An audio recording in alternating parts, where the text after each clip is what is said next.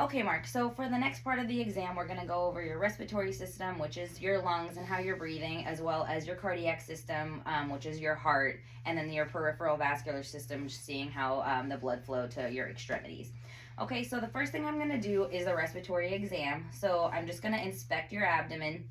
I'm going to see if you're working hard to breathe, which is using any accessory muscles, front and back, which you're not doing any of that. I'm kind of looking and paying attention to the positioning of how you're sitting and seeing if you're doing something called a tripod position, which would mean that you're working harder to breathe and you're not doing that. No struggling for breath. You're not feeling any shortness of breath or anything like that, correct? Yeah. Okay. I'm also looking if there's any masses present, any structural abnormalities. Your chest size looks symmetrical and in size and in shape. I'm also, while I'm looking at you, I'm just noting your respiratory rate and the rhythm, okay? So what I'm going to do next is I'm just going to identify like major structures on your chest. First, I'm going to start off with your trachea, and then I'm going to go down to your suprasternal notch, which is this right here, and then I'm going to kind of push down and feel this bump right here is called the angle of Louis. All right. So next what I'm going to do is inspect something called your anterior posterior transverse diameter. A normal diameter is 1 to 2, and that's what I'm noting on you. If it was a little bit lower, like a 1 to 1, that would show that your chest is expanded out, like meaning giving you a more 1 to 1 ratio. And if that was something that I was concerned about, it would be like a hyperinflated lung, like emphysema, but you're not showing anything like that. So next, I'm just going to palpate, which is just touch gently across your chest. You're going to let me know if you're feeling any pain or discomfort. I'm also feeling for something called crepitus, which is like a crackling or a popping, if your joints are rubbing together. Any pain or discomfort at all? No. Okay.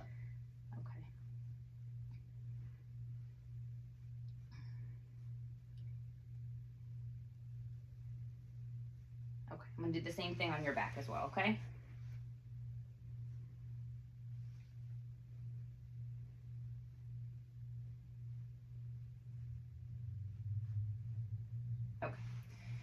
So next I'm just going to measure your chest. I'm going to measure at the widest point of out. So just go ahead and lift your arms up for me.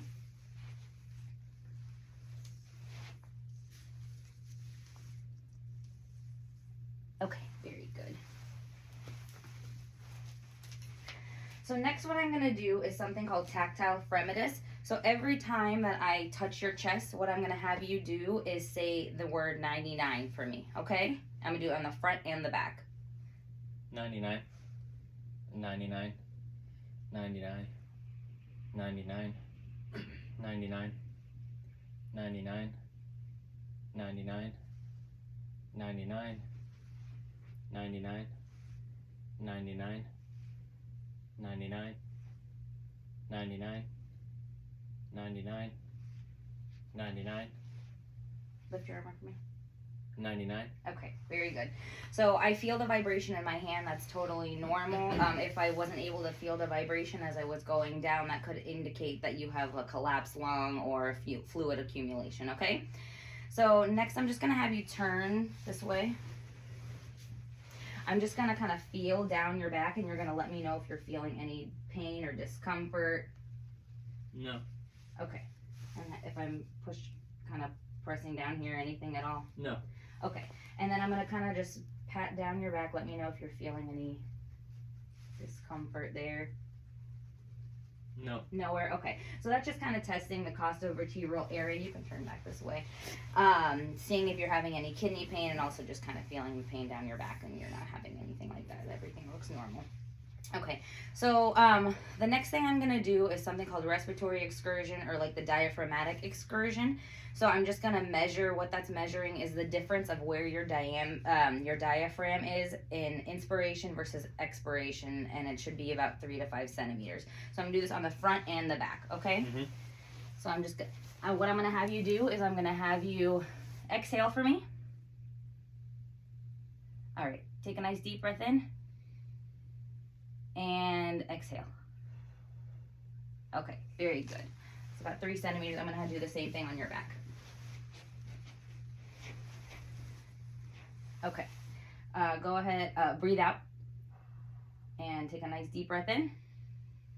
And out. Okay, very good. All right, you can turn back this way. Very good. And so what I'm going to do next is I'm going to listen to your lungs. I'm going to listen on the front and the back. And I'm going to just have you take a deep breath every time I move my stethoscope, okay? If you're feeling lightheaded or anything because I'm having you take so many deep breaths, just let me know, okay? Mm-hmm. Deep breath.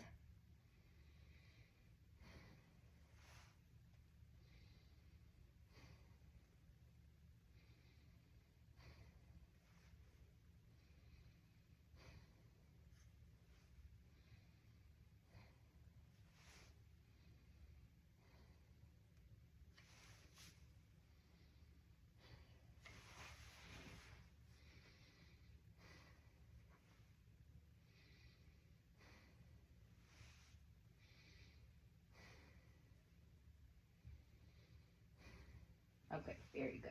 Everything sounds good. Your lungs sound clear. No wheezings, rails crackling. I don't hear friction rub, no stride or anything like that. Everything sounds good.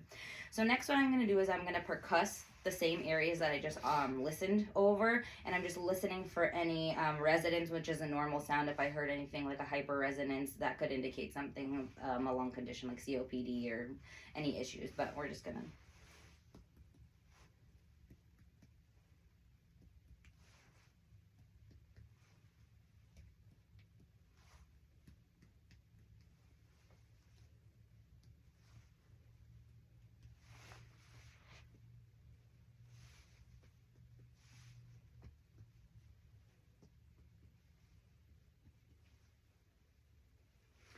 Okay, very good. Everything sounded good. I just heard normal resonance when I was percussing.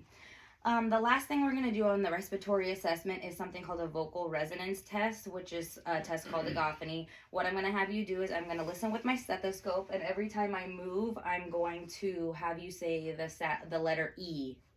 Okay? All right. E. E. E. E. E. E. E. E. Lift your arm up for me. E. E. E. E. E. E. E. Okay, very good. So what that's testing for is if you're having any fluid on the lungs. If I heard a sound like an A sound as opposed to an E sound when I was going there listening with my stethoscope, that could indicate a possibility of fluid on your lungs. Right. Okay, so what we're going to do next is we're going to go on to the cardiac exam. So I'm just going to kind of feel for your carotid. I'm going to do both sides. I'm going to feel for the carotid upstroke and see if and also note the rate and rhythm.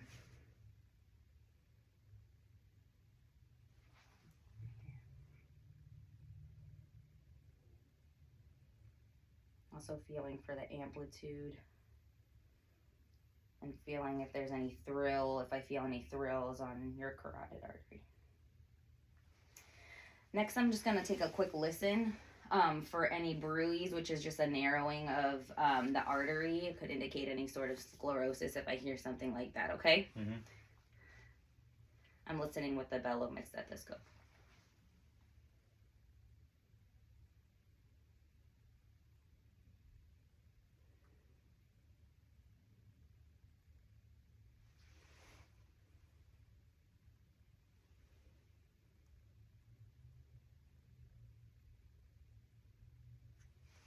Okay, very good.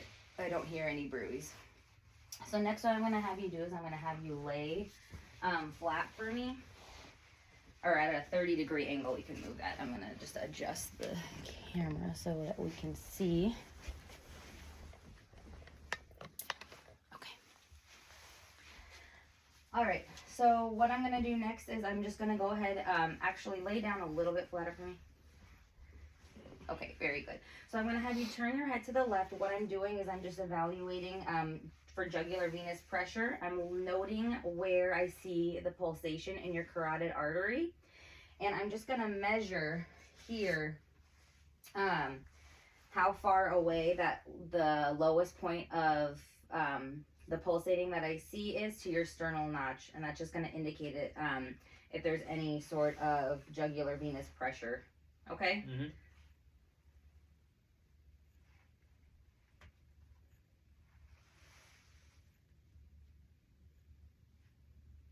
Alright, so and that's about 1 inch, and that's totally normal. As long anything less than 3 is very good. So you can look straight. So next I'm going to do is I'm going to palpate down your chest. I'm going to palpate a few different areas, and what that's looking for is I'm going to be looking for if I feel any lifts or heaves or thrills. Once I'm palpating there, I'm going to be able to feel something kind of push up against that area. Mm-hmm. So the first, I'm going to go in the second intercostal space. That is the aortic point. I'm going to go right across to the pulmonic. I'm going to go down to the fifth intercostal space. That's Erb's point. Then I'm going to feel for the tricuspid and the mitral.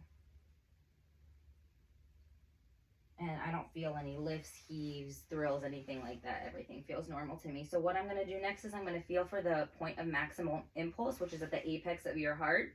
I'm going to try and feel what I'm actually going to have you do. Sometimes it's a little harder to feel. So I'm going to have you sit up a little bit for me. And I'm going to have you turn to the left, like kind of hunch, like pull over to the left. And then that kind of helps bring the point of maximum impulse up, and you can feel it more when you're turned. Okay, perfect. You can go ahead. So next what I'm going to do is I'm going to listen to the same areas that I just palpated over. I'm going to listen with the diaphragm of my stethoscope, listening for any abnormal heart sounds. If I just hear normal S1 and S2, I'm going to have you just breathe normally, okay?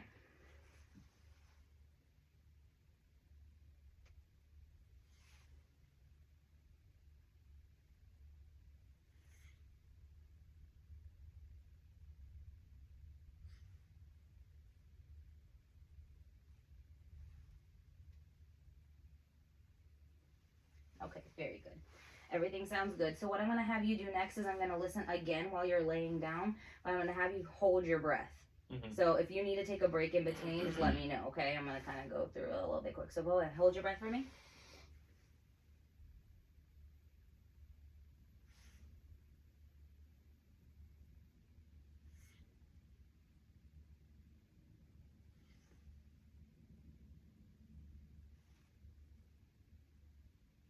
Okay, you can take a breath. Again, I didn't hear anything abnormal, normal S1 and S2. I didn't hear a splitting of the S1 and S2. No murmurs that I noted. No abnormal sounds, no extra sounds, S3, S4, anything like that. So what I'm going to have you do is I'm going to have you sit up. You can stay with your feet laying like that. I'm going to listen to those same areas again, but sometimes when you're sitting up, it's a little bit easier to hear if there's a murmur. So I'm going to listen with both the diaphragm and the bell of my stethoscope, okay? Just breathe normal.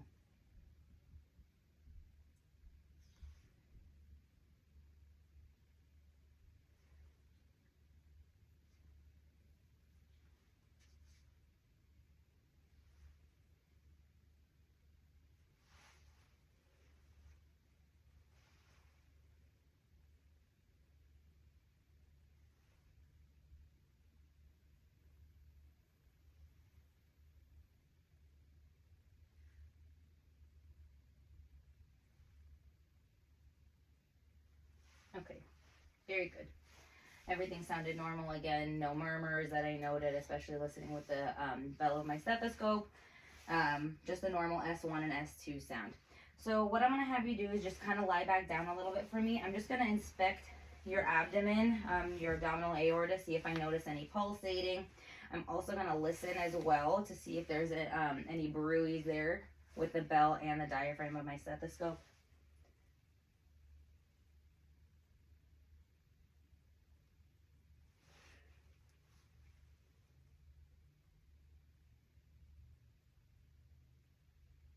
Okay, and I didn't hear anything there as well, no bruise. I'm just going to feel for your femoral artery as well.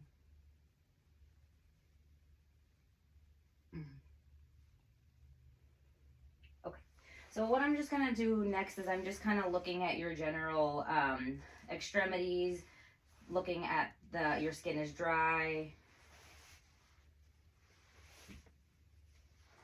it's warm, the color is good, the color is normal. I'm just gonna take a quick look at your fingers. I don't see any clubbing. I'm just gonna check capillary refill. That's less than 2 seconds. That's showing that you're getting good perfusion to your extremities. I'm going to check on your feet as well. Very good. And I'm also noting that you have good hair on your toes, which shows that you are being perfused well to your extremities. If you weren't having any hair, that could be a sign that you're having low venous return there. And then the last thing I'm going to do is I'm going to go ahead and I'm going to palpate your peripheral pulses. So I'm just going to feel on each side. I'm going to start with your radial pulse.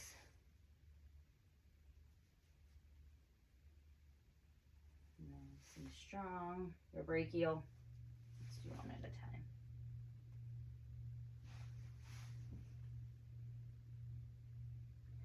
All right, I'm going to do your post. Can you bend your knee for me? Popliteal pulse, same on the side. I'm going to do your anterior tibialis down here. And your dorsalis pedis.